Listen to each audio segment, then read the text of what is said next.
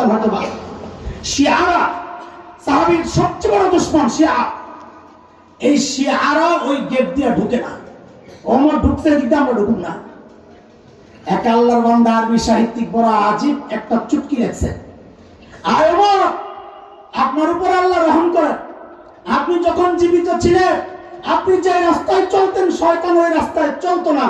আজকে আপনি দুনিয়া থেকে বিদায় নিছেন, এখনো শয়তানের দোসররা ওই রাস্তা দিয়ে চলে না। ঠিক সুবহানাল্লাহ কয় না? ঠিক সুবহানাল্লাহ। চুটকি চুটকি। এই ওমর একমাত্র ব্যক্তিত্ব যাকে আল্লাহর নবী আল্লাহর কাছ থেকে ভিক্ষা করে আনছেন। আল্লাহ ওমরের হেদায়েত চাই, আল্লাহ ভিক্ষা করে আনছেন আল্লাহর কাছ থেকে। যার সম্পর্কে বহু আয়াত যার পক্ষে আল্লাহ নাযিল করছেন, বহু আয়াত।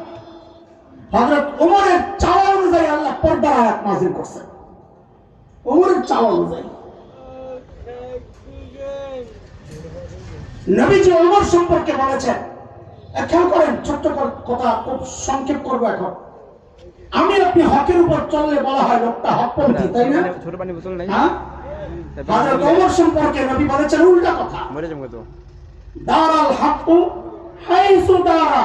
ওমর হকপন্থী না, বরং ওমর যেদিকে যায় হক তার পেছনে পেছনে যায়। মানে ওমর হকপন্থী না, বরং হক ওমরপন্থী। কয়জনের কথা গেল বলে? তাড়াতাড়ি তাড়াতাড়ি। তিনজন। আল্লাহর নবীর সবচেয়ে প্রিয় মানুষটার নাম কি? আম্মা জান আয়েশা সিদ্দিকা এরপর এরপর ওমর রাদিয়াল্লাহু তাআলা। দুনিয়ার নিয়ম অনুযায়ী আল্লাহর ভয়, নবীজির ভয়, আখিরাতের ভয় এই মানুষগুলোর সবচেয়ে কম থাকার কথা। মনে আছে? জাইমা রহমানের কথা মনে আছে? সবচেয়ে বলেন, সবচেয়ে কম থাকার কথা। অথচ দেখেন আল্লাহর ভয়ে মানুষগুলো কি করতেন। দেখেন কোথায় আবু বকর, কোথায় ওমর, কোথায় হাসান জামি। আম্মা জান আয়েশা তাহাজ্জুদের নামাজে দাঁড়াইছে। কোন নামাজ? লম্বা লম্বা তেলাওয়াত করতেন। আমাদের মতো ওই যে লিলাফিয়ার কুল হুয়াল্লাহর যে খুব প্রিয় জুটি আমাদের নামাজের। বলবেন বড় বিপদে আছে, আল্লাহ তাআলা ইন্না আতায়ারে লিলাফাত পড়ে দেয় নাই।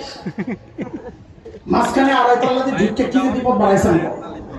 আর নাইলে লিলাফিয়ার ইন্না আতানা দিয়ে কাম চলতাম আজীবন। আমার হাসে লম্বা কেরাত পড়বা নামাজে। হাফেজরা মাঝে মাঝে বলি আমি মনে শোনা, অনেকে জিজ্ঞেস করে হাফেজের কি বা, হাফেজের লাভ কি? আরে একজন হাফেজ কিয়ামুল লাইলে যে লম্বা কেরাত আল্লাহ চাইছেন কুমিল লাইল